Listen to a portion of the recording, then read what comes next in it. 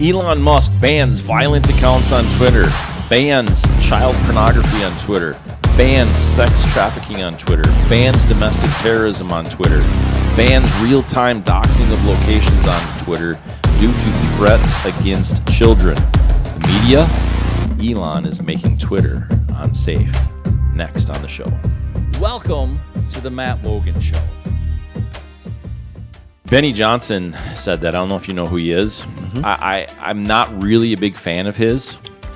Mm-hmm. He's been popping up a lot lately. He has been. And it's interesting to me because you're not on Twitter. No. And I am. Mm-hmm. And I don't use it a ton, but it's good for stuff like this, right? Yep. But what's been interesting, as soon as Elon took over, I started seeing people I was following that I never saw before. Really? And I'm like, yeah, I'm like, this. I didn't think there was going to be a change when Elon took over. Mm-hmm. I really didn't. I thought it was all publicity and all, all this stuff was fairly made up. But my news feed is completely different. I mean, it really is. I can only imagine. Yeah. He's gotten rid of the BS very quickly. Yeah, but not according to NBC. The headline reads, Elon Musk says he can stop child exploitation on Twitter. So far, he's axed jobs and pushed out watchdogs. I'm not going to read the article, but... They left a lot out of that headline, except that they've already cut how much... child porn hashtags out of there, and I did read the article and things, and all the different, he said, she said, and that that this person did discuss this because they spoke in a condition of anonymity, as it says here, and it's like, okay, great, I get that, you should do that. He did disband his council and got rid of a bunch of employees. Right. There are no sources here that are named. Well, and they left out some important information. Like, how much has he already cleaned it up more in the last month than in the last 10 or 15 years? Right. And so, depending upon what metrics you use, that's the other thing too. In this article, the metrics that they're trying to use and who they're talking about is it's nonsense. Yeah, I mean it's half truths, quarter truths. Yeah, it shows the bias of, in my opinion, it shows the bias of the mainstream media, because it's not just MSNBC, it's the Washington Post and CNN. And New York Times. They all have the same article. But do a little bit of digging and look elsewhere and see what Elon has said and what he's proven and what they have removed. And like I said, they've done more in the last month than these people that he got rid of have done in the last 10 years. Yeah. There are well-known, well, not well-known, in that world, there are hashtags that are incognito to pull up child porn. And they've gotten those hashtags and shut them down. And you can pull up the hashtags and they're blank. They've literally shut down the resources to get the child porn. This isn't rocket surgery to do this stuff, even though he builds rockets. It's not that hard to figure out why did Twitter not get rid of this stuff in the last 10 years. Well, and the thing too, Jack Dorsey, they talked about, he did an interview and whatever, and he came out and said a lot of this is he kind of looked the other way. Mm-hmm. Why? I don't know. He didn't talk about the why, just admitted that it happened. Yeah. Interesting. So, and here's another element too, and I did a lot of research on this because I have a kid and this pisses me off. And it's kind of like a teacher or a medical professional. They're mandatory reporters. And anything child porn is supposed to be reported to the FBI. Yeah. Well, obviously it's here. Where's the FBI been in investigating any of this stuff? And If you can pull up Well, everything on a I'll simple tell hashtag, you, all the agents that, the NASCAR driver, Bubba, they, they were out investigating. I mean, that's what they've been tied up with. They're investigating the noose. And Brittany. Yeah. I mean, the noose. That handle that the rope that's on there. That's the handle to pull the garage door down. Noose. Right. That one. Yeah. Yeah. That's the rope with a loop on the end. Right. Oh, is that what it is? Something it's like not that. a noose. Yeah. It's what about something to fit your hand 8, in. 9 inches big. So that would be just a rope. I think that's what they call pull it. The door. So they're busy with that. Right. So I mean, you got to give them that.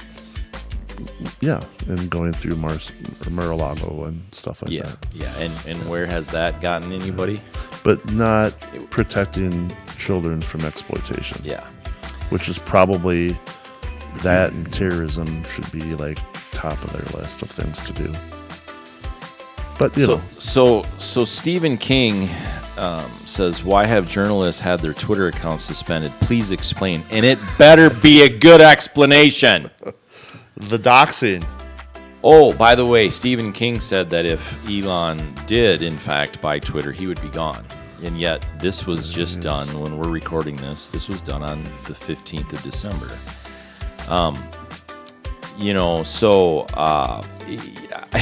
This was just funny. I mean, there are a lot of articles that talked about of why are they just firing or suspending these reporters? Where's the proof and what did they do wrong? Well, there's direct rules in the Twitter world of not giving out somebody's location or their family. No one should ever be doxxed at all in the first place, but you start doxing somebody live locations. The guy that owns the company you're doing it on? Yeah. Especially? Yeah. Who's got billions of dollars to find you. And they were doing it with others. Oh, yeah. Absolutely. No. Yeah, this isn't exclusive to Elon. Stephen King, January 10th, 2021, the Chinese government shut down the internet. Twitter isn't the government. Twitter is a private corporation. I thought you guys loved private enterprise. But he doesn't like it when someone he doesn't likes it. Interesting. I wonder if he'll come out and backpedal on this one. And I pick Stephen King because, he shouldn't be involved in this at all, in my opinion. He's a weird writer, and he's got a particular talent that's great. He's exercising his voice. And that's fine. But my point being is he's not congruent at all. Well, if you're going to start making claims like this, and you're proven wrong, are you going to apologize? No, he never does. Because, these are pretty big things, pretty bold statements to make. And so when, they say that a good explanation, the explanation, the doxing thing is all over everywhere. Oh, yeah, it's all over everything today. Yeah, except where? Mainstream media. Well, it is, except for the actual doxing. They're just talking about the reporters that were suspended temporarily or permanently from MSNBC, New York Times, Washington Post.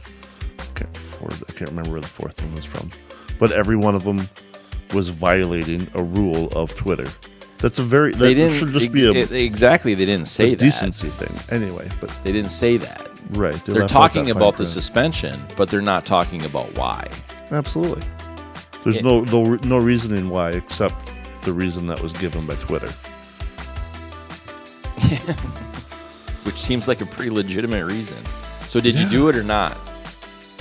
I would imagine that Elon had proof before he. I've seen some of them. I'm like, this was a couple weeks ago at least, and there was Elon Jet Twitter account, and there was some guy that literally was tracking his jet live. There was a guy that jumped on a car that had Elon's 3-year-old son in it. Right. That kind of, I think, was the final straw on this. You want to start a fire? Mess with somebody's kid. Oh, right. Absolutely. that's a good way to it's get over. some attention. You're done. It's over. Yeah. Yeah. I think being a 7-day suspension is probably the nice thing to do. Yeah. Could have been a lot worse. Yeah. Or could get a lot worse. Yeah. Doxing in general is just wrong and evil, but you start doing it live location and,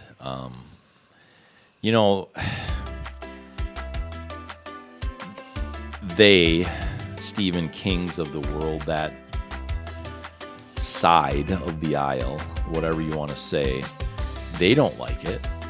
Look at the freakouts they do when they have cameras in their face, or just a non-threatening. Like Stephen Baldwin attacking the photographer. Yeah, it wasn't Stephen. It was Alex. Alex. Yeah. Sorry. And Billy has too, or whatever, William, or whatever his name is, but Baldwin. Yeah. So it's just not congruent at all. So it's just interesting. There's a local politician that noted that she wanted to find a new resource for news because she was worried about Twitter just being all right-wing propaganda BS. And it's like, from what I've been seeing coming out, that is all Twitter had been in the past, was left-wing propaganda, because everybody on the right side of the aisle was suppressed or blocked. Did you see some of the Twitter files that they call them, the Twitter files? Yeah, I mean, there was plenty of proof what they were doing. I didn't look at all of them, but I looked at plenty of them, and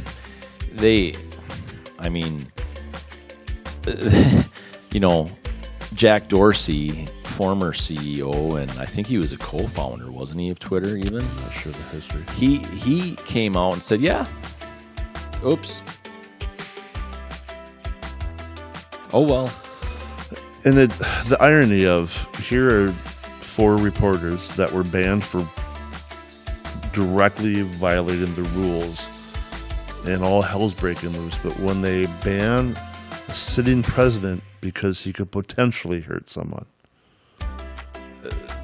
Oh, yeah, it's messed up. It's so messed up. And when, and like, we've said before, I'm a fan of Trump's policies and several of them, and what he did. But personally, him as a person, I don't like his tactics. I don't like he's more of a narcissist than I am. Wow. I know, it's hard to believe. That's like step 1, isn't it? I think so. Of admitting, yeah. Yeah. Okay. So I get. I'm going to use the word lambasted again. I like to use that word. I get lambasted for you're not fair and balanced. I'm like, I don't have to be, for one. I mean, I don't know what that even means, but whatever. However, I do believe, or try at least to be fairly congruent in my criticism. And that is generally not at the person themselves, but at the policy, or ask questions about the thought, right? Okay. Like, I might pick on your hair a little bit. That's probably a little personal. A little bit. But like pretty much every you can show. pick on my hat. No, the hat does it on its own. Okay, good. And so there's a dramatic difference. And so when somebody is going, like Trump, when he does that, when he names people, I don't really care for that. It doesn't need to be He's done. not a comedian by trade. You're a professional, act like it. Yeah. You're president, act like it. Yeah, and so I get when you need to call people out and their policies, and we've talked about that a lot, and the hypocrisy that's involved in 5 years ago it was X, and now today, because the tide changed, it's this, and that's just not healthy. Especially when you don't give the why behind the change of thought, and there's an evolution of thought for sure. Yeah, I totally agree with that, but we're talking about very different things. It's not an evolution of thought. It's this is what politically will give me power. I'm going to do that. That's what I mean. And so when I'll attack those policies and those reasons, but that's not attacking the person. That's attacking what their policies are, or their changes, or whatever. And that's, to me, such a difference. Both sides do it. And I'm critical of both sides for doing it. And you know how hard I've tried to have sit-downs with people. And when they refuse to do it, and then yet they call me names and all those. And continue to. You know, and that's their right to say no. I get that. That's fine. That's not the point. The point is that they do it. And I want to be kind with how I say it, I guess, honestly. But why? Well, because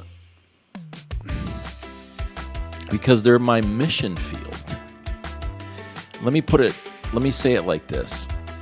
The reason I say it like that is when I go in and speak about my daughter's death, I am very, very, very forward and transparent and don't pull a punch. And I don't blame anything else. Yep. And if I would go into a school, or I've done corporate events, safety, events for fleet drivers, all kinds of stuff, right? So when I go in there, and if I wanted to, if I didn't view them as my mission field, as here's my perspective and here's my why and all those things, I would be ineffective. Okay. Because then I would be blaming them. I already know that everybody does it. That's foolish to think otherwise. It would be naive. It's super naive. It would be more than naive. It would be foolish. Yeah. And so there's no way that if I brought in a big hammer, that's going to work. And you don't go into a mission field with a big hammer. You go in there with some honey, and you go in there and part of that honey is being fully open and transparent about what that is. So these people that attack me personally, that's not going to really work anymore. I'm closing down my personal stuff. But they can come after me for these conversations, these public things, all they want. That's great. I don't care. But when they start crossing those lines, and it's a very small thing in comparison to what we're talking about doxing here. Okay. But I understand it to the point of, these people will do all of those things like Stephen King is here. He knows the explanation. Absolutely. All he wants to do is stir the pot in a very negative way. He doesn't want a solution. He wants my side is the right side. He wants to make Elon look bad. That's it. That's all it is. And what does that get us? More of that same thing. And so that's my point of the mission field. And I don't mean like I'm trying to convert them religiously or whatever. Yeah. But that is to just, hey, look, we are all humans. We are never going to agree 100% of the time. We're never going to have this utopia that so many people, especially the liberal and leftist progressives, think we're going to have. If we do this, we'll have utopia. It doesn't exist. It never will. Show us an example of where it did work. Yes. And so that's my point. Well, we can do it better, and that's my point of it is that no, we can't. This doesn't work. It doesn't work. So when you have these personal attacks like that, it really rubs me the wrong way. And I'm not trying to be self-righteous here or whatever. And oh, look at me, I'm so good. I want to. That's not it at all. I'm a dink a lot of times, in my opinion, especially. And I understand that. I won't argue that. I'll give you the why. I'll strongly give you the why. And my why, I guarantee you I've researched. Yeah. And so the thing is, if somebody has a different why, then come in and say your why. Yeah. I love it. That's all you've asked. I get called a Christian nationalist quite often. And I'm like, they're literally putting two scary words together for a leftist, he's a Christian nationalist. So liberals and progressives especially, they hate Christian, which I don't even want to associate with the word Christian, quite honestly, because that doesn't even mean the same thing anymore. And they put nationalist because that's a scary thing. Scary word, yeah. Ooh, he's a nationalist too. And you know who Guy Fawkes is? The name sounds familiar. So he so they made V for Vendetta, the movie, and they had comics, and he's like the character that they kind of reference or whatever, that he tried to overturn or blow up Parliament or something back in the 1400s or whatever it was, right? Okay. He would be called a theist, I believe. So where theology would be like the ruling government. I don't agree with that. Some of it makes some sense if you can, if it can be cohesive with the Constitution or whatever. But what it is, it's morals gone too far, right? Where you think that your morals in this religious aspect essentially is better than anything else. And that's why Christian nationalists sound so scary. Right. Because they have these references to people like him, essentially. That type of...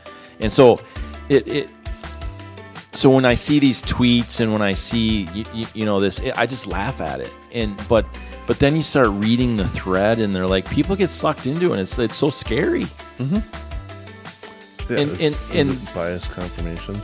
Yes, totally bias confirmation. Yeah. Absolutely. So I'm going down a weird rabbit hole here. I get it, but I just wanted to give the why, my why on it, and more or less that's my why. I'm just not going to put up with it. I'm not going to call people out specifically by name unless I really have to, but I'll probably get the law involved if it comes to that before. Right. But not that it's anywhere near there, but I'm just not going to I'm not going to say that what Stephen King is saying, and I'm not going to say, that Benny Johnson, when we open this, what he says all the time is right either. Right. I mean, I have a lot of criticism of the way he says and puts things and baits people into things. I don't like it at all. I would agree with that. But it pays the bills. Absolutely does. And that's a grifter. They're just doing things to grift the money. Same with Stephen King here. Yeah. And you've said that for a long time. I have. I've brought up some different podcasters, and you're like, oh, they're same thing. Yep. Yeah. It's still interesting to listen to them. You just have to take, with everybody, you have to take it with a grain of salt. And that's where the critical thinking and doing some research, not just taking one person's account for the situation, but going in and having an open mind to reading and learning. I listen to probably more podcasts as a whole on things I would tend to disagree with than I do the other way that I agree with. Because I want to know, what are they thinking? Why do I not think the same way? So it's very eye-opening because I've done that to some naysayers, people I don't agree with, and gone on their social media, and it's very eye-opening of what people with opposing views watch and listen to and repost. And coming with my views, it's scary to see kind of what the other side of or opposing views think and say about things. And I feel like I do a fair amount of research on, especially on stuff that we talk about here, but when we talked about this and what mainstream media was talking about with Twitter and their lack of, well, I didn't say lack of effort, firing all these people that were supposed to be working on child porn, I look at it, and from what Elon and Twitter have done in the last month, or what they say they have done, I look at it as he just dumped the dead weight. And if anybody's followed Elon, he's all about dumping dead weight. If you're not adding to a meeting, get out of it. Yeah. If you're not adding to the cause, get out of it, or you get fired. And that, to It me, even that's says, what it looks like. Yeah, it even says in this particular article that the Twitter employees said the 7,500 employees or whatever it was, some weird number. I'm like, holy crap, how 1,600 in that department alone. But it even, they said that there would be layoffs. The people inside Twitter even said pre-Musk. They knew layoffs were coming. They knew people were going to get fired. Yeah. And so that's not new. No, it wasn't a cause from Elon. Did you hear what they spent pre-Elon on Employees? on lunches for employees? No. It was insane. I can admit, a lot of the .coms like that. Google and Apple, like, they have 5-star cafeterias. Yeah, it's nuts. And talk about layoffs at Facebook too. Holy man, 10,000 plus layoffs. But anyway, so when I guess, you know, when I see these things, I hate the fact that people don't go, oh, okay. Well, what does this side of the team say? Why would Elon buy a company like this? And you're the main headline for most news organizations. Why would somebody intentionally do that and then intentionally just overlook child abuse and child porn? Like, it doesn't pass the smart. No, like, that doesn't make any sense. Why would somebody as smart as him? Absolutely. Nah, we're not going to worry about the child porn. I'll take the lawsuits and the payouts instead. Yeah, come on. No, right. That's stupid. Totally. I know. Absolutely. Yeah. So, what I want to wrap up with is this. I love what I do. All parts of what I do. I mean, I really do. I'm really passionate about, you know, especially high schools. I really, you know, you've seen the video. I'm probably going to release a different video, but the same talk or speech or whatever you want to call it, presentation, at a different school. I'll probably release that publicly. It doesn't necessarily do me any good to do that. It probably will do more harm as a monetary type situation because then people will, you know, they'll just show it and won't hire me to come in. And that's okay. I actually talk about that at one of the schools that will be in the Q&A at the end. But my ultimate point is all the things that I do, I've had the opportunity, even as a teenager, I've met some pretty famous people, some pretty influential people I've been able to rub shoulders with, and I'm very grateful for that.